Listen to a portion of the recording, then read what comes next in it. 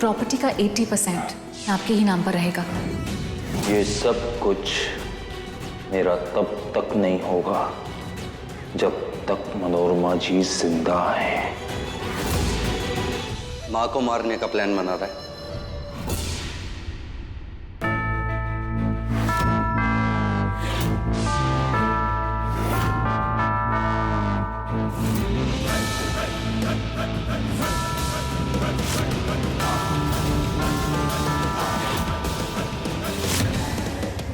ये तो मैं पहले से जानता था कि तू माँ के प्यार का फायदा उठा रहा है, उनके इमोशंस के साथ खेल रहा है, पर तू इतना गंदा सोचेगा उनके बारे में,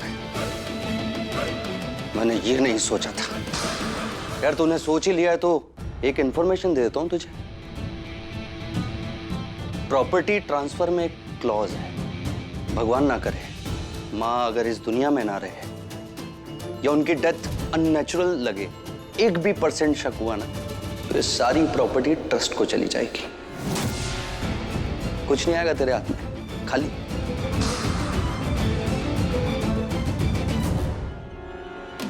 तो मेरे भाई इस गुस्से को है ना थोड़ा ठंडा कर ले और माँ को प्यार से जीत, वैसे ही सब कुछ मिल जाएगा। और एक बात ध्यान रखना, माँ को इतनी सी भी खरोच आई तो मैं तेरी जान ले लूंगा। उनकी आंखों में तेरी वजह से आंसू आए, तेरी वजह से कुछ भी गलत हुआ, उन्हें तकलीफ पहुंची तो तुझे भी बहुत तकलीफ पहुंचेगी। कुछ भी हादसा, एक्सीडेंट या तेरी वजह से कुछ भी गलत हुआ उनके साथ तो मैं तुझे बर्बाद कर दूंगा। क्लियर?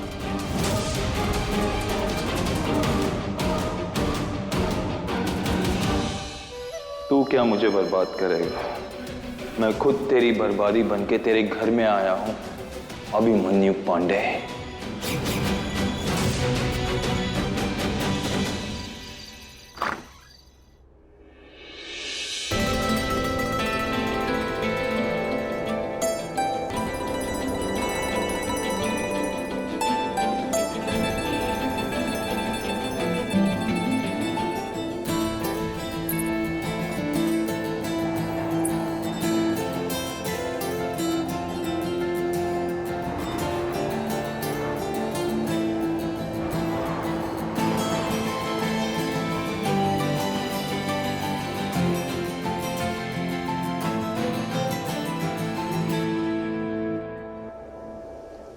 ये थी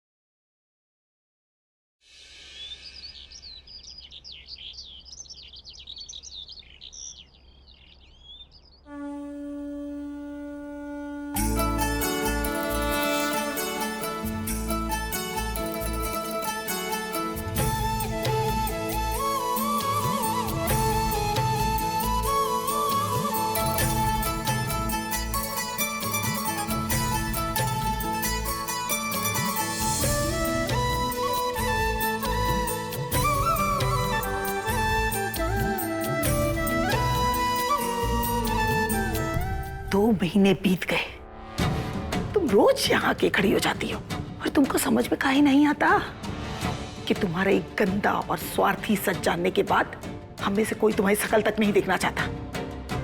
तुमने जायदाद तो अपने नाम करा ली, लेकिन इस परिवार का प्यार, साथ, स्नेह सब खो दिया तुमने।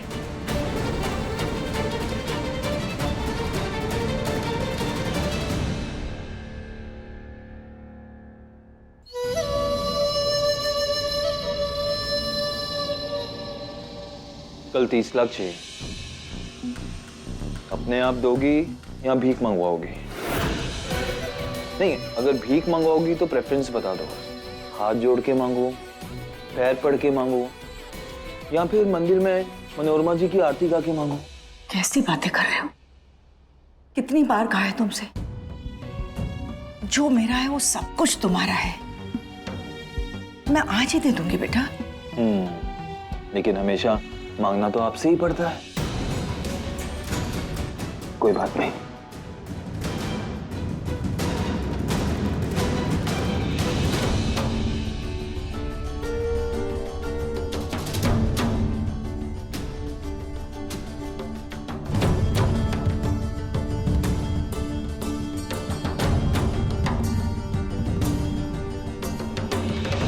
मुन्ना के पापा,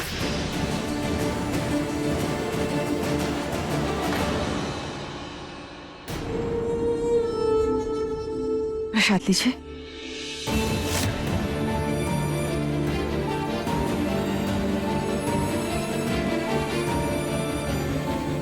सुनिए, मैं जानती हूं कि मैं माफी मांगने लायक नहीं रही, लेकिन एक बार मुझे माफ करने की कोशिश तो कर ही सकते हैं। मैं आपसे वादा करती हूं कि आपने जो जिम्मेदारी मुझ पर डाली है, इस घर को, इस परिवार को संभालने की, उसे मैं पूरी निष्ठा से निभाऊंगी।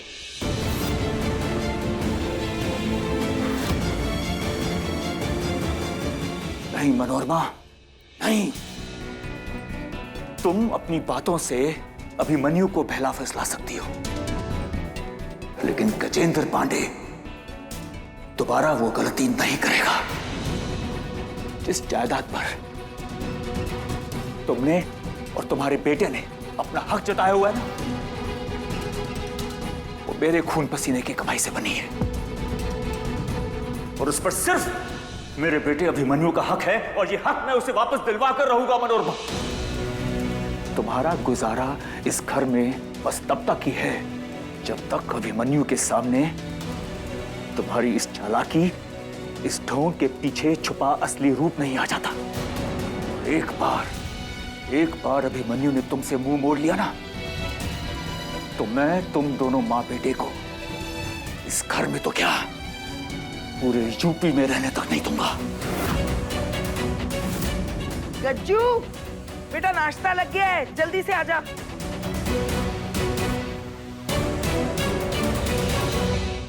आज तेरी पसंद के पराठे बने हैं। अम्मा, मुन्ना को तो अंगद ने सुबह सुबह काम पे भेज दिया है। नौकर बना के रख दिया हमारे मुन्ना को। ये मनोरमा का बेटा किसी पनौती से कम नहीं है।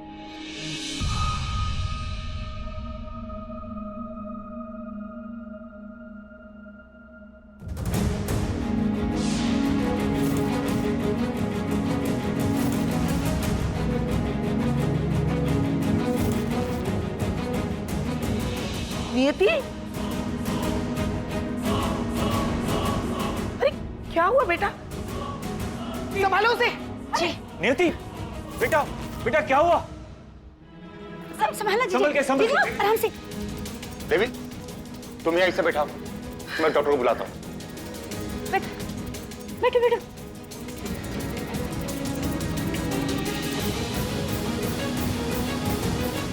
मैं ठीक हूँ। वो कल से थोड़े थोड़े चक्कर आ रहे थे और सुबह वॉमिटिंग हुई है। मेरे ख्याल से इंडाइजेशन या एसिडिटी है। अच्छा रुको, मैं इसकी दवा मंगवा देता हूँ। अरे दवा नहीं, ढोल वाले को बुलाओ, ढोल वाले को। क्या मजाक कर रहे हो इस समय? अरे हम ठीक कह रहे हैं। इस घर में हमारे मुन्ना का मुन्ना आने वाला है। अरे अम्मा, तुम कोई डॉक्टर थोड़ी हो, तुम्हें कैसे पता? जा, जिस डॉक्टर को बुलवाना है ना बुलवा ले, वो भी वही कहेगा जो हम कह रहे हैं।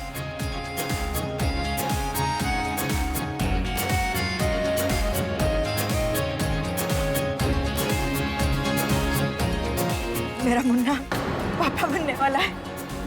मैं दादी बनने वाली हूँ। दिनकर, तैयारियां शुरू करते। नए मुन्ना के आने की खुशी में तू ना मुझे सबसे पहले शॉपिंग के लिए लेकर चल। मैं अपने आने वाले पोते के लिए खिलौनों का ढेर लगा दूंगा। हाँ जीजा जी, और मैं ना उससे क्रिकेटर बनाऊंगा, और वो हमारा मुन्ना आईपीएल तक नहीं, वर्ल्ड कप तक खेलेगा। अरे अरे, एक मिनट, आप लोग क्या लड़का लड़का कर रहे हैं?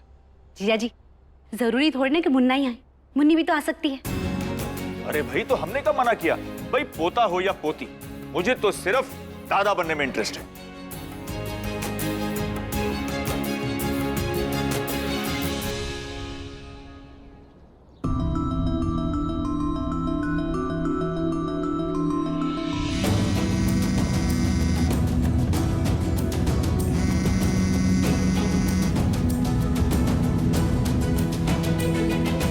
यार, ये अभिमन्यु फोन क्यों नहीं उठा रहा है? दिनू, वो अंगद ने किसी काम से मुन्ना को बाहर भेजा है।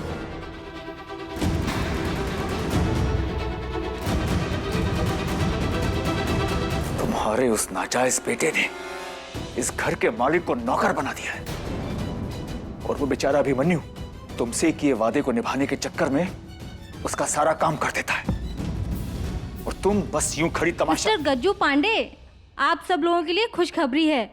नियति is pregnant. Such? Such? Yes. अरे हम तो पहले ही कहे थे, गज्जू, रूपा, दिनकर हम पर दादी बनने वाले हैं। हे दुर्गा मैया, तेरा लाख लाख धन्यवाद। गज्जू, जल्दी से जाके राम और सुलोचना को फोन कर दे, और ये खुशखबरी दे देना, वो नाना नानी बनने वाले हैं। रूपा, देवी, जाओ जल्दी से जाके बढ़िया सा हलवा बना दो भोग के लिए।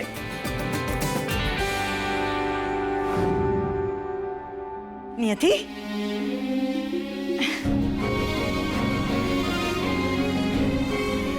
बहुत बहुत बधाई हो बेटा। आओ आओ मेरे साथ आओ।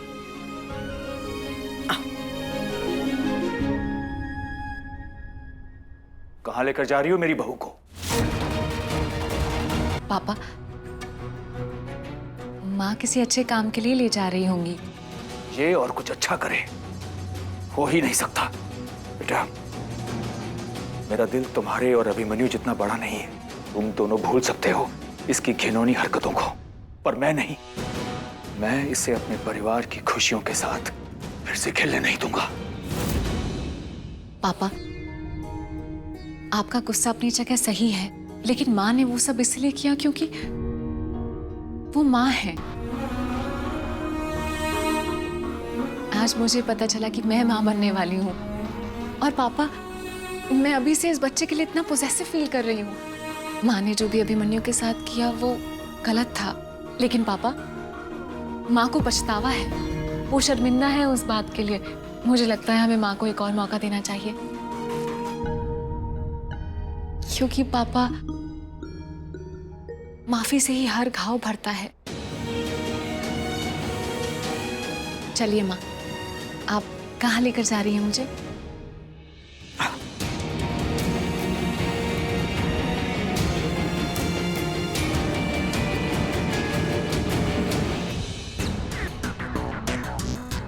ऐसे ही 30-30 लाख कर कर मैं इस परिवार को खोखला कर दूंगा, और ये सारी प्रॉपर्टी और पैसा मेरा हो जाएगा, जैसा कि मैं चाहता हूँ।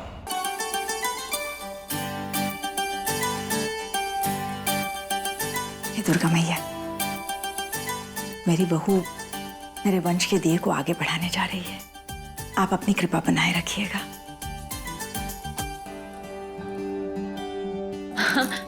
शगुन है,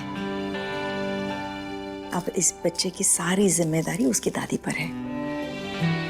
जो कमियां मैंने मुन्ना की परवरिश में रखी थी ना बचपन में, वो सारी मैं अब इसके साथ पूरी करूंगी। इसे अपना सारा प्यार दूंगी।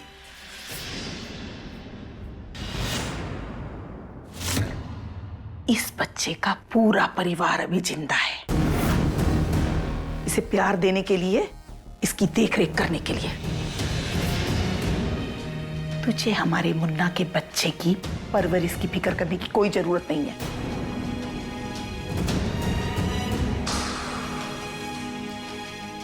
तू अपने बेटे की परवरिश पे ध्यान दे। खुशी के मौके पे कैसा मनहूस बन के घूर रहा है।